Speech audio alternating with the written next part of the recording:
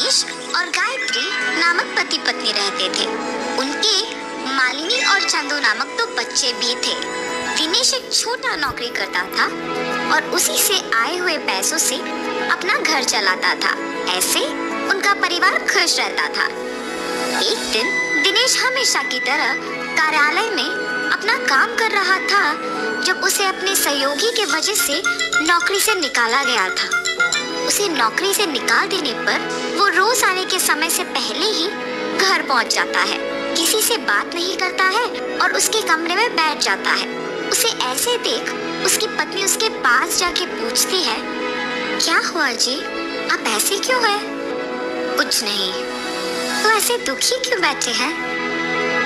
दिनेश बिना कुछ बोले शांत रह जाता है। अगर मैं बार बार पूछूंगी तो शायद उन्हें और दुख पहुंचेगा, धीरे से बाद में पूछूंगी। ऐसे सोचकर वहां से चली जाती है। ऐसे कुछ दिन वो नौकरी पे नहीं जाता है और दुखी होकर अपने कमरे में ही बैठे रहता है। कम से कम अब तो बोलिए कि आप नौकरी को ना जाके ऐसे घर पे ही क्यों बैठे हैं? हाँ, इतने दिन नौकरी की वजह से ही अपने परिवार की देखभाल कर पाया हूँ, मगर अब वो नौकरी ही नहीं है। मुझे समझ में नहीं आ रहा कि मैं क्या करूँ। ऐसे बहुत दिन तक अपने पति को किसी से बात किए बिना दुखी रहते देख नहीं पाती है। किसी के नीचे काम करने की वजह से ही इन्हें निकाल पाए हैं ना। खुद से व्यापार करने का कोई तरकीब निकालना होगा, ऐसे सोचती रहती है। हाँ, ये तो एक अच्छा तरकीब है, ऐसे ही करना भला है। ऐसे एक योजना सोच के अपने पति को बताने जाती है। सुनिए, अब आपको ऐसे दुखी रहने की कोई जरूरत नहीं है। सब कहते हैं ना कि मैं रसगुल्ला बहुत अच्छा बनाती हूँ, तो इसीलिए मैं आज से रसगुल्ला बना के आपको दूंगी और आप जाके उसे बेचिए। आपको अब से नौकरी के बारे में सोचने की कोई जरूरत नहीं है। अरे वाह, ये तो बहुत ही अच्छा योजना है। पति पत्नी दोनों उनकी योजना के अनुसार करते हैं। गायत्री रसगुल्ले बनाती है और दिनेश उन्हें बेचने जाता है। व्यापार अच्छा चलने पर और बहुत पैसे आने पर दिनेश बैठ के सारे पैसों का गिनती करते रहता है। पैसे तो बहुत आ रहे हैं, अब से मुझे हर रोज जाके रसगुल्लों को बेचने की कष्ट लेने की कोई जरूरत नहीं है। हफ्ते में एक भी बार जाके बेचूं तो बस है, आए हुए पैसों से खुश रह सकते हैं। ऐसे सोचकर अगले दिन जब उसकी पत्नी रसगुल्ले तैयार करके रखती है तो वो अखबार पढ़ते रहता है।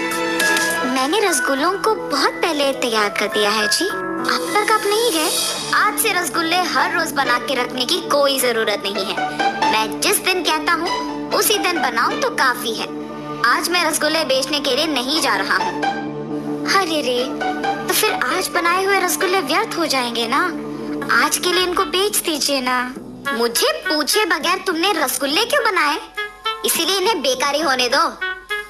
ऐसे गुस्से में उसकी पत्नी से कहता है और उन रसगुल्लों को बेचने बाहर जाता है। तब से उसके विचार के अनुसार ही तभी रसगुल्ले बनवा के बेचने जाता है जब उसे पैसों की जरूरत होती है। एक दिन गायत्री के पास एक आदमी आता है। जी, कौन है आप? किसके लिए आए हैं? माता, मेरा नाम आदित्य है। मैं पड़ोसी गांव में रसगुल्ले बेचता हूँ। जब मैंने सबको पूछा कि रसगुल्ले कौन अच्छा बनाता है तो एक औरत ने आपका नाम लिया, इसीलिए मैं आपको ढूंढते हुए यहाँ आया। आप मुझे हर रोज ऐसे रसगुल्ले दे सकते हो? क्या मैं इस आदमी को रसगुल्ले बना के दूं या नहीं? लेकिन पड़ोसी शहर में ही तो बेचेगा ना। ऐसे सोच में पड़ जाती है। क्या हुआ माता, आप मेरे पूछे हुए सवाल का जवाब दिए बिना सोच में पड़ गए? क्या मुझे रसगुल्ले बना के देने में आपको कोई दिक्कत है? अगर है तो बोल दीजिए, हम उसका हल ढूंढेंगे। लग रहा है कि ये आदमी अच्छा ही है। अगर मैं इनको मेरे पति के बारे में बताऊंगी तो शायद हम दोनों मिलकर उनमें बदलाव ला सकेंगे।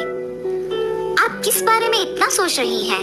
मेरे पति भी आप ही की तरह इस शहर में रसगुल्ले बेचते हैं। ऐसे उसको उसके पति के बारे में बताती है और आदित्य सोच में पड़ जाता है। माता, आपके पति को बदलने के लिए मेरे पास एक तरकीब है। मैं निश्चित रूप से उनमें बदलाव लाऊंगा। आप बस मुझ पे भरोसा रखें, रसगुल्ले बना के दे दीजिए। ऐसे वो रसगुल्ले लेकर उसी गांव में दुकान लगा के बेचने लगता है।